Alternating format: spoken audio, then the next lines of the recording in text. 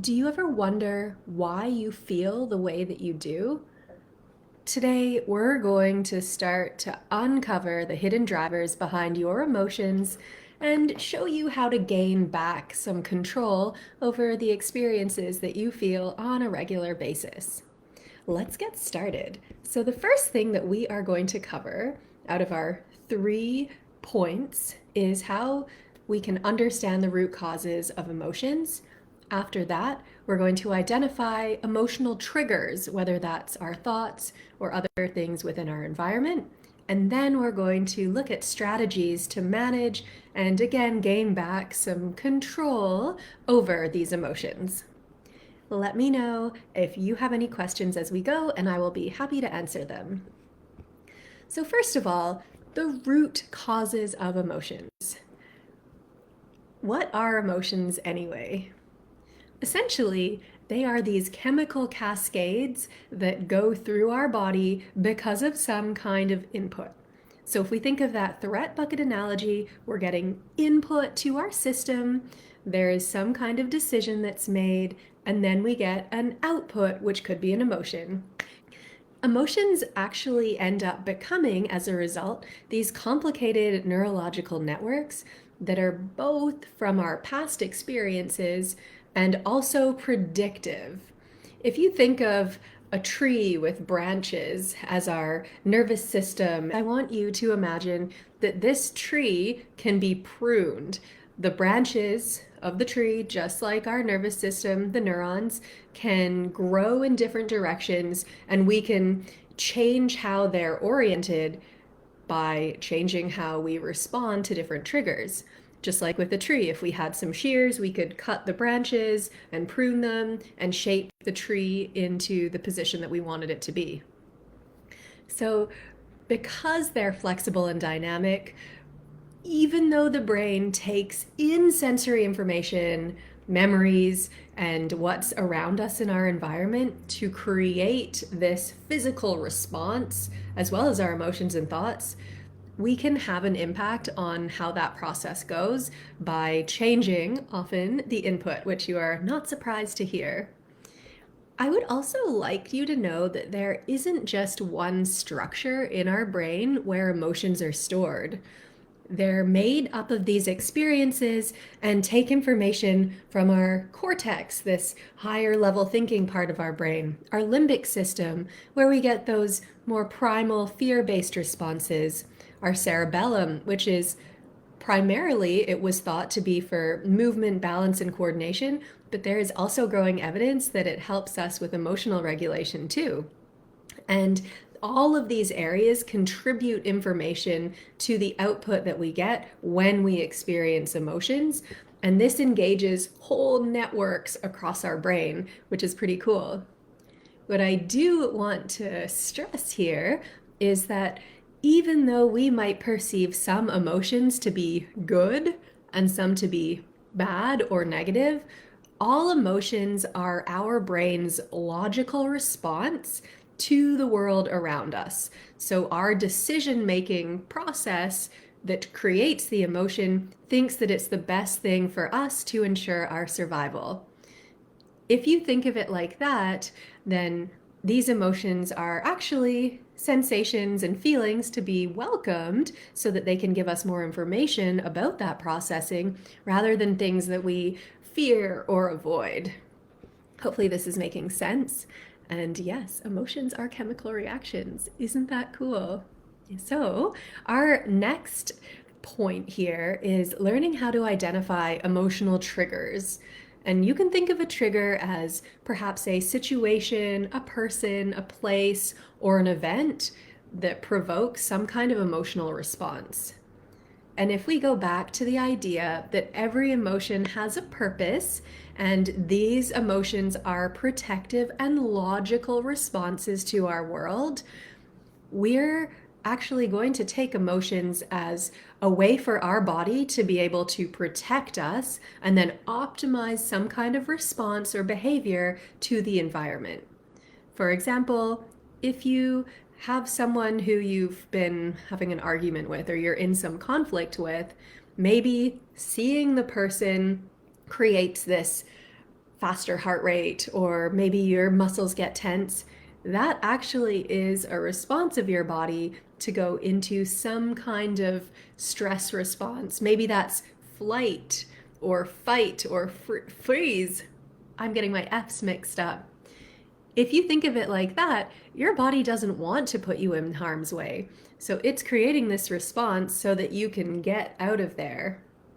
Conversely, maybe you see a really cute animal on the side of the road. Maybe somebody's walking a really cute dog, and you start to feel these warm, nice, bubbly sensations.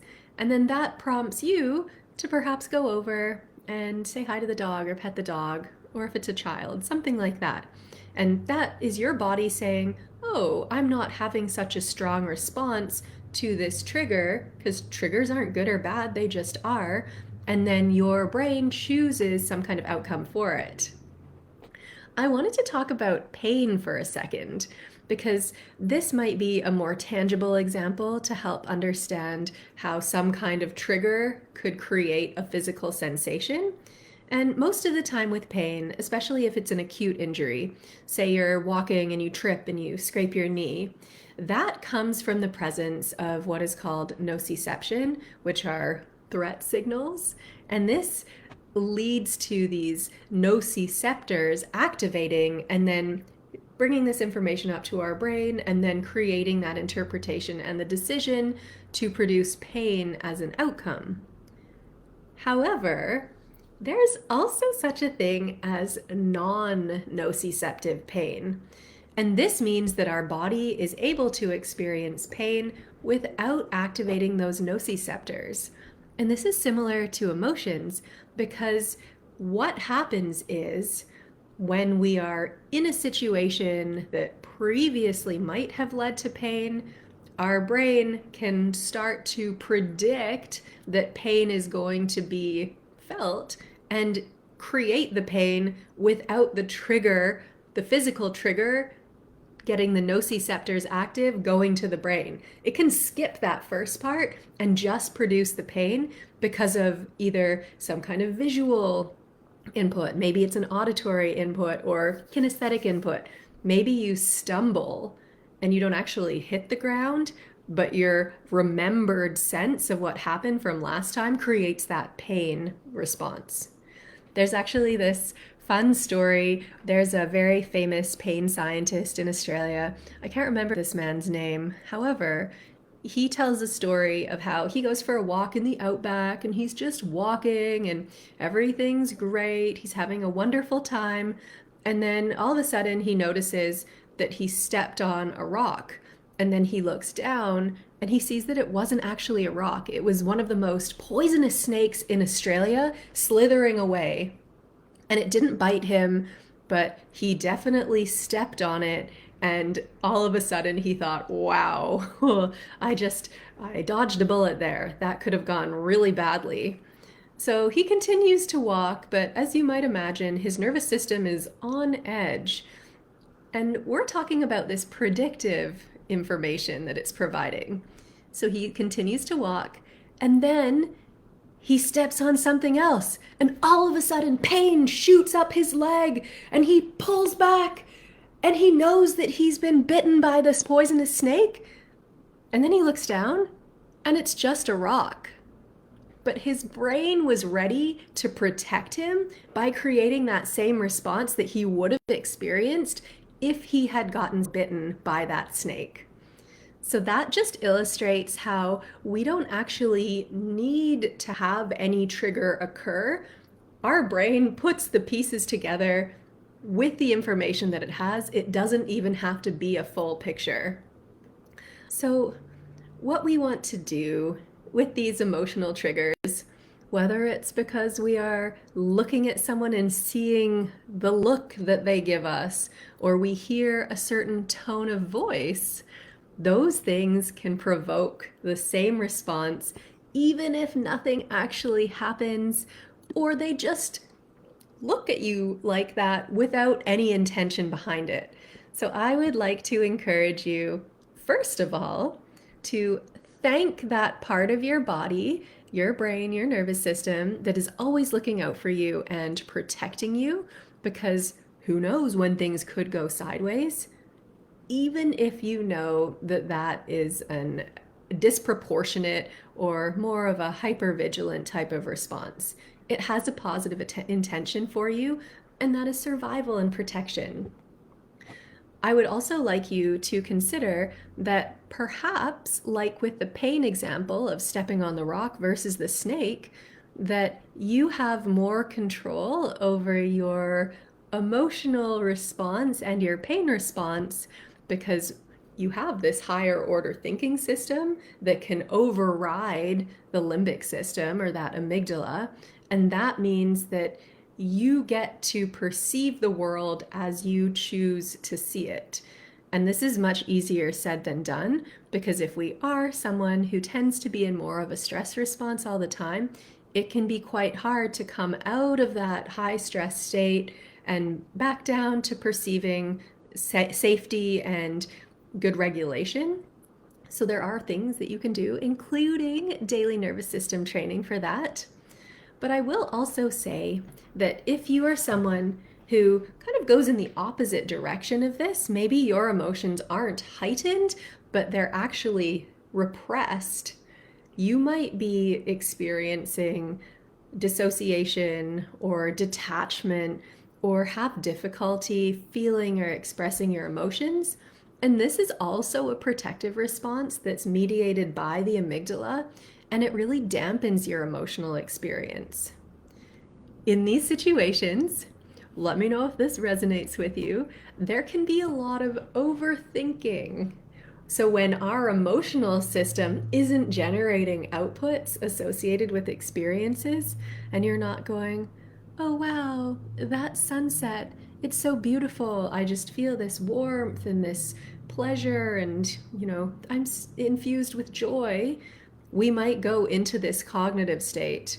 Wow, that's a really nice sunset. That looks great. I like the way that the light is reflected off the water. And we can then use our language to process it, even if we're not actually as connected to the experience. So if you fall into the overwhelmed by emotions or dissociated, don't want to be in my body anymore when triggers occur, just start to keep track of what your triggers are, because this is a really great way that you can begin to understand what your body and your nervous system might be telling you. I've got some me's in the chats.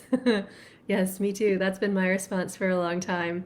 But I will say it's getting better. It's easy to say that it's never going to change. However, it's not the truth. You can make a change. Think back to my silly tree analogy. You can prune those branches. The way that we change it is not allowing ourselves to automatically go into those well-worn pathways, but by redirecting. Maybe we do some kind of breathing tool, or we, tap our bodies, or we look around us and really remain grounded in our environment. And those are ways that we can start to limit the dissociation, either the time that we're dissociated or the intensity of those dissociated feelings in the kind of numb, detached place. That leads well into our strategies section of today's training. So how are we going to manage these emotional triggers and the changes that we want to move away from instead of those desired behaviors that we'd like to go towards? So Candace Pert, she's a neuroscientist, and she wrote a book called The Molecules of Emotions. And I like this quote. It says, "When emotions are expressed, all systems are united and made whole. When emotions are repressed, denied, not allowed to be whatever they may be, our network pathways get blocked, stopping the flow of vital, feel-good, unifying chemicals that run both our biology and our behavior." What she's saying is, when we experience emotions, whether it's our positive or our negative emotions, when we repress negative emotions and we don't feel those scary, sad, bad things, we also repress our positive emotions. It's not possible to selectively say, I'm going to skip the bad and only go with the good. We get this overall numbing effect, and it just it reduces our ability to lead this full present life. So what I'm hinting at is that we kind of have to take the good with the bad sometimes if we want to experience the highs and the pleasures and the enjoyable experiences in our lives. When we are talking about emotional processing, which is the goal here, when we look at how to manage our emotions, we are not trying to shove them down or repress them. We want to be able to help process the stress or the discomfort of whatever events or triggers that create this state in our body, and then be able to move past them. It's about leaving the past in the past and then moving forward with the ability to reflect back on those experiences and take what we learned, but not necessarily think back, get triggered, and then have that neuro tag or that neural network be activated every time something similar happens to us in the present moment, and then it brings us back to that place. So when we have emotional processing successfully occurring, it allows these specific and intense feelings to start dissipating over time, and you get to feel more level and not have inappropriate or unwarranted emotional responses to different situations. Emotional expression is the goal here because it is a natural thing to do. However, to be able to do it, our body and our nervous system have to feel safe. So, when I talk about safety in the nervous system, that's this ability to bring ourselves from either feeling quite stressed up here in our high sympathetic fight, flight, freeze state to a more level baseline, or if you're feeling detached and numb, bring up your energy, so actually activating your sympathetic system so that you can start to process the emotions. And that could be doing some kind of expression like yelling or crying or screaming or hitting a pillow if it's anger, or expressing grief. Maybe that's crying, maybe it's talking to somebody. If you're not into a bigger emotional outburst, that's okay too. Oftentimes, we can use somatic tools, so body-based tools, to help bring down that stress by giving like physical sensations to our bodies.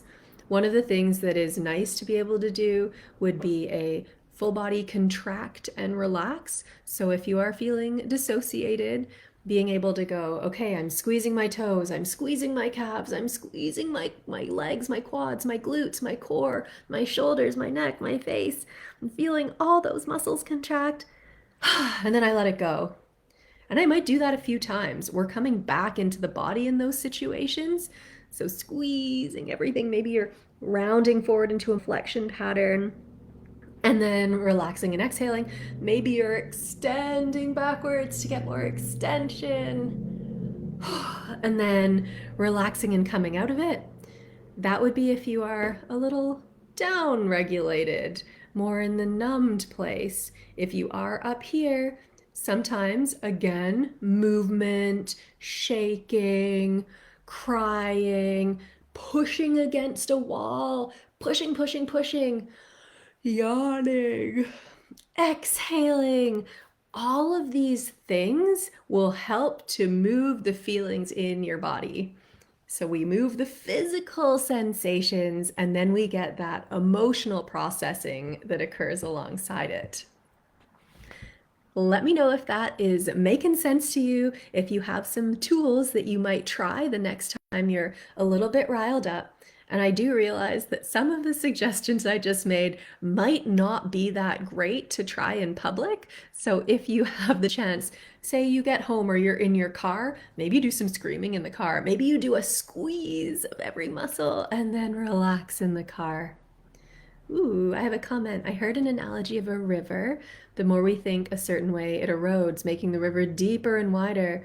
But you can dig a branch off with new thoughts, and it does take time to redirect the water until the branch of the river gets established. Oh, that's a great analogy. I'll use the river instead of the tree from now on. Thank you. I like that. But yeah, and who knows, maybe after a storm, that river gets totally disrupted, but the storm is actually a good thing because we can reroute more easily since the river is, I don't know, flooded or dispersed over a wider area. There's my addition to your river analogy. I would like to tell you just about a client that I had recently, and she has been struggling with intense emotional reactions to stressful situations at work. She experiences this sense of imposter syndrome a lot of the time, and she was saying that whenever she's asked a question by her supervisor or her coworkers, if she feels like she's being put on the spot, she experiences her mind just going blank. This kind of dissociated sense. And then she has these thoughts of, I'm not smart enough, I'm not good enough, I don't deserve to be here. We did some somatic tools as well as using timeline therapy and NLP to go back to uncover what that root cause of her feelings of not being smart enough or good enough were. And then we helped her to process what her body was trying to tell her in those situations. And afterwards, she felt pretty good, but I was really stoked because she sent me a message the next day and said, "Guess who had to do a presentation and didn't panic?" It felt so good, life changing. I didn't even have the crazy overthinking spiral that always follows these things. Genuinely, thank you so, so much.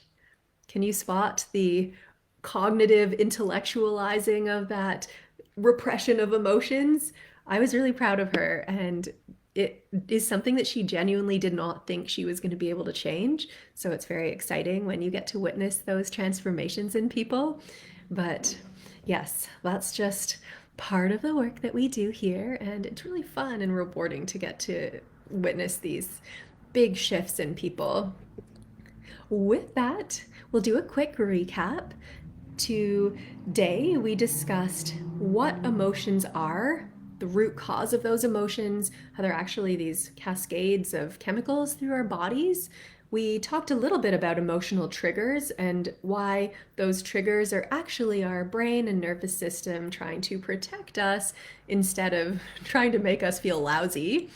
And then talked about some strategies that help to manage or control, let's say process your emotions in a healthy way so that you can have this full spectrum of feeling the sad, hard times, but also being able to enjoy the beautiful, happy, wonderful times with your loved ones. If you have any questions about managing your emotions, please let me know. I would be happy to answer them. And for those of you who have not seen my emails or announcements, I did send out some information about how the Facebook group, the Connected Clinicians Facebook group, is going to be closing at the end of September. As well, I wanted to announce there are still going to be things to do and places where we can continue to be connected and learn together. I have a workshop series that this friend, Julie Chapman, who's a yoga therapist, and I created about a month ago. So if you're having a hard time, perhaps you are someone who dissociates or who gets overwhelmed by emotions, and you would like to be able to start reconnecting your body, your physical body, and your mind, your emotions, then we go through some tools, techniques, and different strategies to help you do just that. It's a 4-part mini series, so I'll put the link below. If you sign up, it's totally free. You will get 1 video per week for the next 4 weeks, and I would be curious if you did do that, what you think of it. We had a lot of fun putting it together, and we have a quiz at the beginning as well as at the end so that you can see if your mind-body connection has improved over the course of that month. So if you would like to join us in that, I'm going to pop the link below, and we would love to see you there. With that, I hope all of you have a wonderful weekend, and I will look forward to seeing you here next week.